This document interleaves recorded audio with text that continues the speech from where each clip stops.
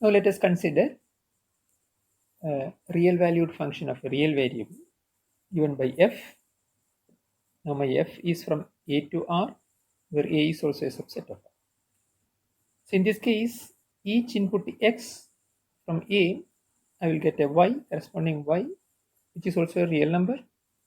So these two input as well as output will give me a pairing. It is an ordered pairing, x, y I can write.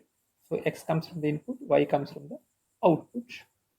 Where y obeys the rule of the function and x is varying over my a.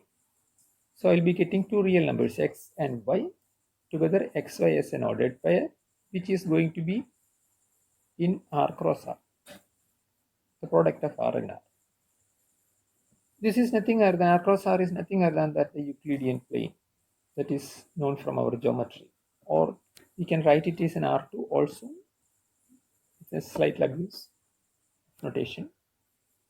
Now this concept will be allowing us to get the visualization of the function, which means if f is our function and if you are interested in the visualization just as a Euclidean, just the Euclidean plane, we'll consider the domain in x, which is going to be a part of real numbers, and the range y-axis is also a real number.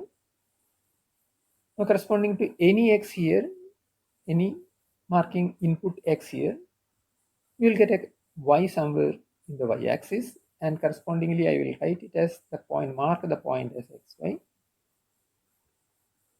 So very similarly, I can look at all other x inputs and corresponding y outputs. So maybe I will plot some of them here and here, and somewhere here and here, and here and here. So all these points x, y's, which is the first coordinate is x, second coordinate is this y, and that will allow me, even somewhere here I will mark here. So it will allow me to plot a graph. Obviously a visualization of this thing will come out. So, and this is what is going to be called as the graph of my function y equals f of x. So I am just considering all ordered pairs xy in the plane, where the first coordinate comes from the domain of my function, second coordinate comes as the output of the corresponding small x. So formal definition will be as follows. The graph of a function f is a set of all points xy in the plane. I may write it as r cross r or r2, for which the second coordinate y is given by f of x, and I also allow x is the entire domain of it. This is what the very formal way of defining a graph of a function. So one can just look at the graph of well-known functions. A rich class of functions are obtained from polynomial functions.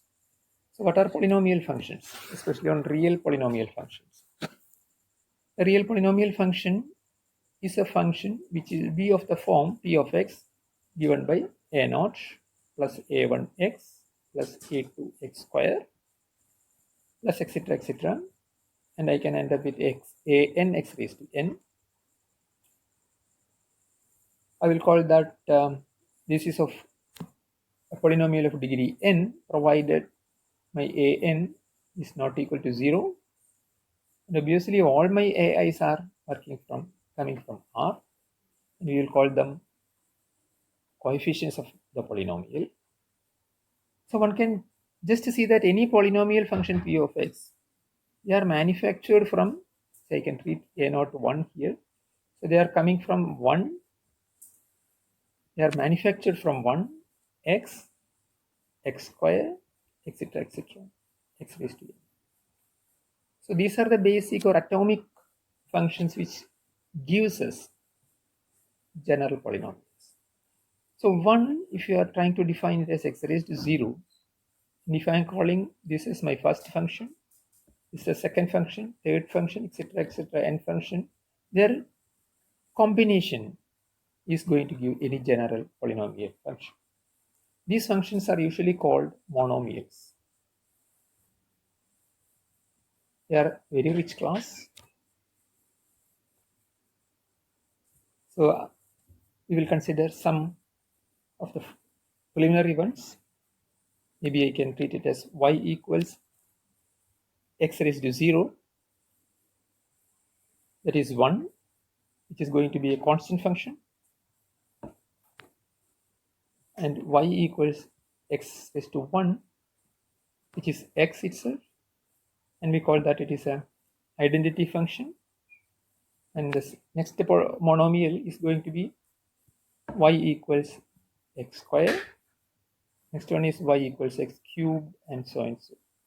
All these functions are equally important in general, but we will just look at some of them.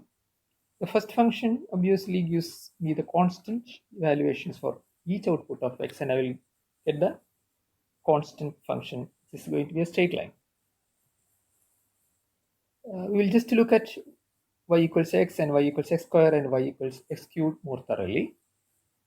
So y equals x, if you are looking at the graph of y equals x, the function, see you have to look at some typical points. First of all, I may take the entire real line is the domain for this y equals f of x. So corresponding to 1, I will mark here 1 again, 2 again gives 2, 1.5 again give 1.5, minus 1 gives minus 1, and so on. So all these plotted points joined together will give this curve, which is a straight line obviously, y equals x. So this is the graph of my function y equals x.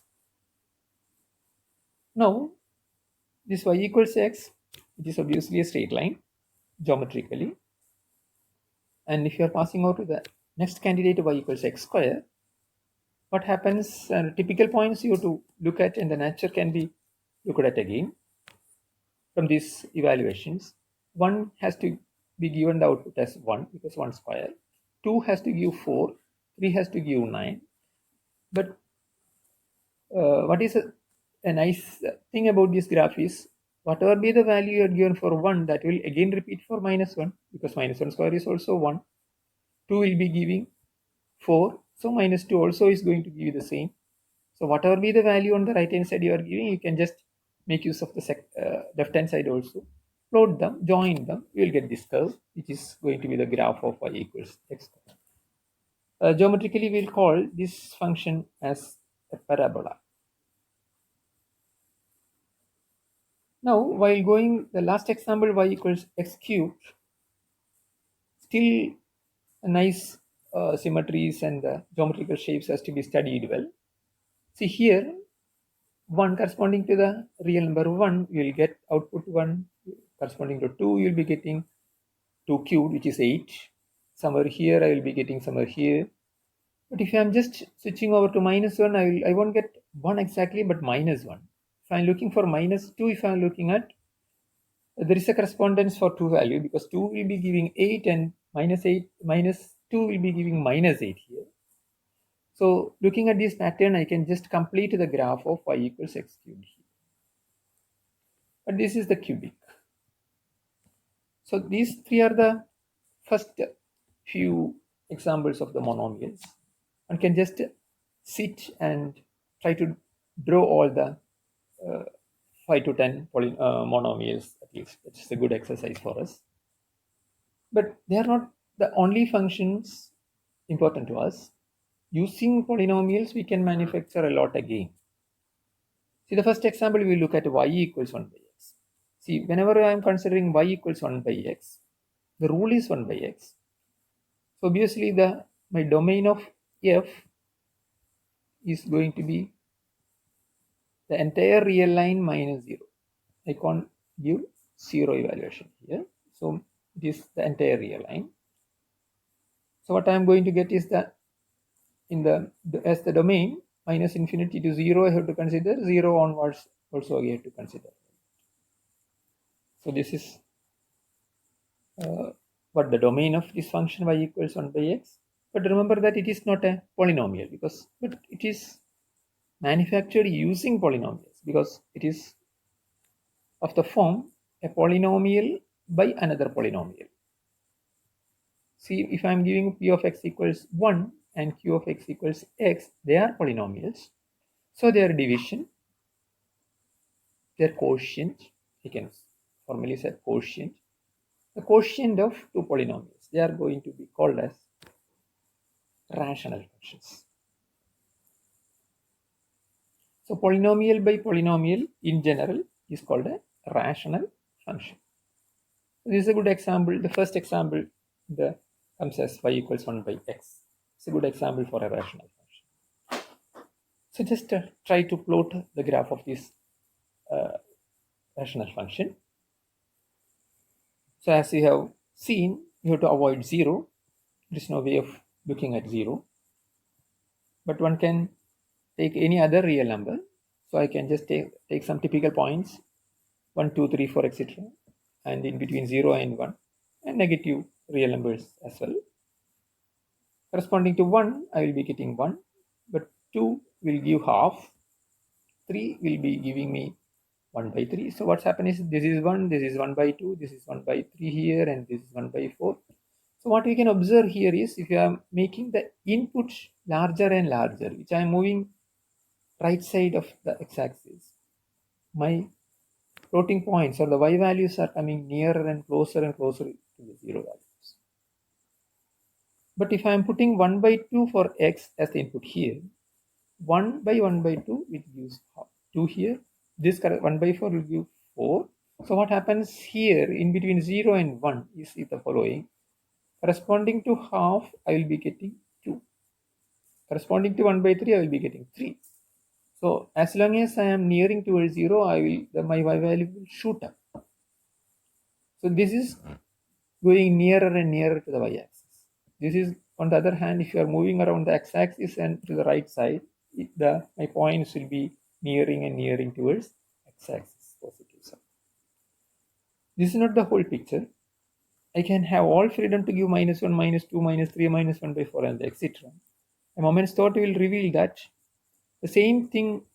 See here, I am plotting all these points together. I will get this branch of that part, branch of the curve or the graph. Corresponding negative values, obviously in x will give me -1, -1 by 2, -1 by 3, and all the things whatever happen on the right half of my plane will happen on the left half of the plane. So if you are sitting and finding it out, -1 will go to here, -2 will be -half, -3 will be -1 by 3, and all other things in between -1 and 0 will plot accordingly. I can just look at the graph flow like this and this. So it has two branches. Y equals 1 by x is going to have two branches. Later we will call that it is a hyperbola. This is also a good function to deal with. A nice kind of symmetries are there that we will look at later. And while talking about symmetry, especially on the monomials, we have to understand a little bit more. See, look at the first function here, y equals x square. So here you already observed that 1 will give 1, -1 also will give the same height as y, which is 1. 2 will be giving 4, -2 also will be giving 4. So whatever be the point on the x-axis, I am marking it as x. I will get an f of x value here. This is my f of x value. So x f of x is like this. But that value is going to repeat at minus of that value. So the same height I will be getting like that. So it's going to be a nice symmetry here. Whatever be the x value you are giving here, output comes as f of x. The same kind of things will happen on the minus x, the same value. So in general, we can call this phenomena as the evenness of the function. So very formally, a function f of x, what happens here can be generalized. In this situation, take any x value here, we have an f of x value. Now corresponding to the minus x, if you are evaluating f of minus x, that should be exactly same as f of x. This will happen for every x in the domain. But the domain, remember, once again I am working with a real numbers. So if it happens like this, for every x in the domain, I am getting f of minus x is f of x itself. Such a function, we will call that it is an even function. But if you are analyzing the graph of y equals x cube, we can see another obvious fact. 1 corresponding to 1 minus 1 corresponding to minus 1. Whatever be the value I am going to give it here on the right hand side, that corresponds here. And if I am looking at the additive inverse at somewhere here, I will get the same height as that of this value, but with a negative signature. It will happen like this. So what is happening here? I have x and an f of x here. Now, if I am changing x to minus x as the output input and look for f of minus x, what happens is it is just going to be an additive inverse. So which minus f of x will be. So f of minus x is going to give me minus of f of x. That will happen for every x in my domain. We will call that such a function as an odd function. So these two categories are really important whenever it happens.